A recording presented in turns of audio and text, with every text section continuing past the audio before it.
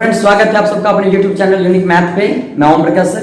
आज के इस वीडियो में देखेंगे कि किसी भी डिफरेंशिएशन को लॉगरिथम के प्रयोग करके कैसे बनाते हैं। जी हाँ, derivative by using logarithmic function. तो सबसे पहले देखेंगे इसमें कि अगर कोई फंक्शन दिया हो तो उसमें लॉगरिथम का यूज कैसे करते हैं और फिर उसको डिफरेंशिएट कैसे करते हैं। तो चलिए बने रहिए हमारे YouTube चैनल यूनिक मैथ के साथ। इस वीडियो में हम 10 F के एक्सरसाइज को बनाने वाले हैं। इससे पहले हम 10A से 10F तक के प्रत्येक क्वेश्चन को बना चुका हूं। जी हां, प्रत्येक क्वेश्चन को सॉल्यूशन दे चुका हूं। तो अगर आप अभी तक पीछे के सॉल्यूशन को नहीं देखे हैं, पीछे के एक्सरसाइज को नहीं सीखे हैं, तो पहले आप जाकर उस एक्सरसाइज को सीखिए, तभी आपको इसमें कुछ समझ में आएगा। अदरवाइज फिर बार बार आपको प्रॉब्लम सा होता रहेगा। तो चलिए बने रहिए हमारे वीडियो के साथ। मैं बात करूं कि इससे पीछे के एक्सरसाइज में क्या होता था और इसमें क्या होने वाला है। जी हाँ, तो इससे पीछे क्या होता था कि अगर कभी y बराबर कुछ भी दे रखा होता था x² + 2x + 3, है ना, कि y = x² + 2x + 3 हो, तो आप फाइंड करो dy/dx का वैल्यू, है ना। तो क्या करते थे इसमें, हम बस दोनों ही तरफ डिफरेंशिएट कर देते थे।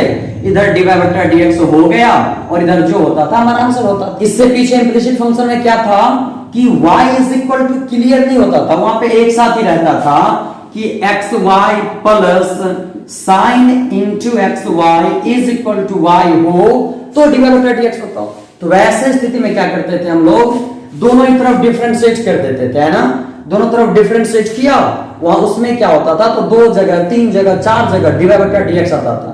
तो क्या करते थे, सब जगह से dy/dx को एक तरफ कर लेते थे और बिना dy/dx वाला जितना भी टर्म होता था सबको राइट साइड कर देते थे, यानी दूसरे तरफ कर देते थे। जरूर नहीं राइट साइड ही करना, आप लेफ्ट साइड भी छोड़ सकते हो उसको। तो dy/dx वाले टर्म को एक तरफ और बिना dy/dx वाले टर्म को दूसरे तरफ कर देते थे, और वहां से dy/dx कॉमन लेकर बस उसके गुना वाला चीज को राइट साइड भेज देते थे। इस तरह से हमारा dy/dx निकल जाता था। परंतु इस एक्सरसाइज में लॉगरिथम का प्रयोग करना होगा, है ना। तो अब प्रश्न ये रहा कि हम कैसे समझेंगे लॉगरिथम का प्रयोग करें। तो देखिए, मैं बताऊं आपको कि लॉग का प्रयोग करना कोई प्रॉपर नहीं, पार्टिकुलर कंडीशन नहीं है। आपको जहां मर्जी वहां लॉग यूज करो। जैसे मान लेते हैं कि यहां पे क्या है, y = x² + 2x + 3। आप अगर चाहें तो इसमें भी डायरेक्ट लॉग लगा सकते हो कि दोनों तरफ लॉग लगा रहा हूं, लगा लोगे। अब लॉग लगा लिए फिर डिफरेंशिएट करेंगे। तो लॉग लगाने का कोई कंडीशन नहीं है कि वहां ही लगाओ और वहां मत लगाओ तो कहीं है ही नहीं, जहां मर्जी वहां लगाओ, है ना। अब कहीं एक ऐसा कंडीशन है कि लगाना ही पड़ेगा। यहां पे क्या था, लगाना है तो लगाओ, नहीं लगाना है नहीं लगाओ। आप लगाते हो तो बेहतर होता है ना। लेकिन एक ऐसा कंडीशन आएगा कि लॉग का प्रयोग करना ही पड़ेगा, बिना लॉग लिए काम नहीं चलेगा। तो उस स्थिति में क्या होगा, तो हमें लॉग यूज करना ही पड़ेगा। वो स्थिति कैसी होगी, तो अगर मान लेते हैं कभी रहे कि y = x के पावर में sin x। जी हाँ, y = sin x के पावर में cos x, y = tan x के पावर में cos इनवर्स x, है ना। कहने का मतलब ये कि जो भी फंक्शन है वो क्या होगा, तो वेरिएबल के पावर में भी वेरिएबल ही होगा। अब जरूरी नहीं कि x के पावर में sin ही हो, ऐसा भी हो सकता है कि x के पावर में √x हो, √x के पावर में 1/x हो, इट में भी ऐसा हो सकता है। तो जब कभी भी वेरिएबल का पावर वेरिएबल हो तो वैसे स्थिति में लॉग लेना ही पड़ेगा, ठीक है। अब चलो मैं मान लिया लॉग लेना पड़ेगा तो हम लगा देंगे। अब लॉग लगाने के बाद क्या करना होगा, तो चलिए देखते हैं। लॉग लगाने के बाद हमें 5-7 ऐसे कंडीशंस होंगे जिसको फॉलो करना होगा। उसमें क्या होता है कि तो लॉग के कुछ कंडीशन होते हैं कि अगर लॉग इस रूप में हो तो ऐसे करें। तो चलिए पहले देखते हैं उस कंडीशन। अगर कभी हो कि लॉग के एंगल में हो m × n, जी हाँ, लॉग के अंदर में हो गुना में log m × n, तो वैसे स्थिति में क्या होता है, दोनों गुना हो जाता है। तो हो गया ये log m plus log n, है ना। तो इसमें क्या है कि दो फंक्शन लॉग के अंदर में 2 है, log m × n। अगर 2 के जगह 3 होता, 4 होता, 5 होता तो उतना प्लस प्लस प्लस हो जाता। जैसे अगर कभी रहे log m × n × p, तो वैसे स्थिति में क्या होगा, ये log m plus log n plus log p हो जाएगा, ठीक है। अगर दो फंक्शन भागा में हो log m/n, तो वैसे स्थिति में क्या होगा, log m minus log n हो जाएगा।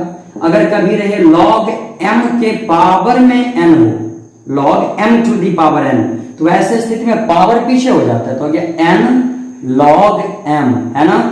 अगर कभी रहे log e तो उसका वैल्यू 1 हो जाता है, log 1 का वैल्यू 0 हो जाता है, और एक log x का डिफरेंशिएशन तो हम जानते ही हैं 1/x होता है। जी हाँ, अगर कभी रहे log x, क्या log x, log के एंगल में क्या है x, तो log के एंगल में जो है वही नीचे रहे तो 1/ उतना ही हो जाएगा।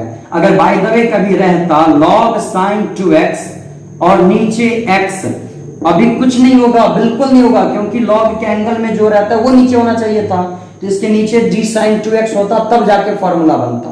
तो फॉर्मूला कब होता है कि log के एंगल में जो है वही नीचे हो तो फॉर्मूला बना, अब होता है 1/x। इसमें देखिए कि अगर कभी भी log के टर्म में ऐसा कंडीशन हो, ऐसा कंडीशन हो, ऐसा कंडीशन हो, तो हम इस तरह से रिजल्ट निकालेंगे, ठीक है।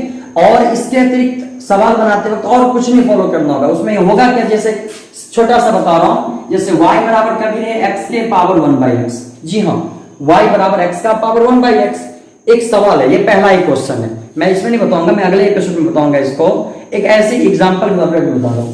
तो जैसे मान लीजिए y बराबर हो गया x के पावर 1/x। देखो भाई, यहाँ पे डायरेक्ट हम डिफरेंशिएट नहीं कर सकते, बता चुका था अभी कि अगर कभी वेरिएबल का पावर वेरिएबल हो तो log लेना ही पड़ेगा, ये हमारी मजबूरी समझो, बिना log लिए काम नहीं चलेगा। तो यहाँ पे अगर हम log लगाते हैं तो log y बराबर क्या हो गया, ये log x के पावर 1/x। भाई ये इसको फॉलो कर रहा है अभी, log m के पावर n को, तो ये तो हो गया log y और ये हो गया 1/x पीछे, और ये हो गया log x। अब इसको क्या करेंगे, u इंटू v पे डिफरेंशिएट करेंगे। तो चलिए अगले वीडियो में देखेंगे इसके पहला क्वेश्चन, दूसरा क्वेश्चन, तीसरा, जहां तक हो पाए उसको।